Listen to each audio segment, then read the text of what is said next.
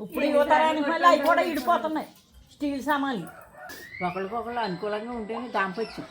మేము 70 ఏళ్ళ నుంచి ఉన్నాం. 58 సంవత్సరాలు అయింది నా పెళ్లి. మీ కాళ్ళు ఎరగొట్టేసింది అమ్మమ్మ. మాట నీ చెప్తారా?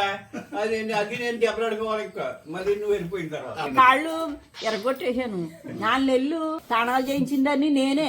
ఏ ఆయుడు మనవడ వచ్చి సాయం పట్టలేదు. మీ బాధ భరించడానికి నా దగ్గర ఉంటుంది తప్ప ఈ అప్ప చెల్లు ముగ్గురు ఫోన్ కలుపుకున్నారు అనుకో, ఎవరి బాధ అయినా భరించచ్చు. మా అమ్మ బాధ భరించడం అంట.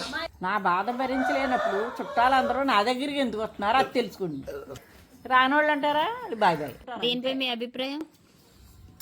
అమ్మమ్మ ఏది చెప్తుంది, గంగిరెద్ది కుమ్మంగళకి వెళ్ళిద్దరు గిరిగిరి. నీకు తిన్నాను బియ్యం ఇప్పుడు దాకా ఎదురుకుండా కూర్చుని ఉన్నావు కానీ మంచినీళ్ళు ఇవ్వడానికి ఎవరన్నారు పెళ్ళానని దమ్ముందండి ఆయనకి. నేను ఆల్రెడీ మంచినీళ్ళు ఇచ్చాను, టిఫిన్ పెట్టాను, చెంచా ఇచ్చాను. మనం అలా చెప్పించుకునే పొజిషన్లో ఉండవు. ఇది 60 ఏళ్ళ నాటి దాంపత్యం.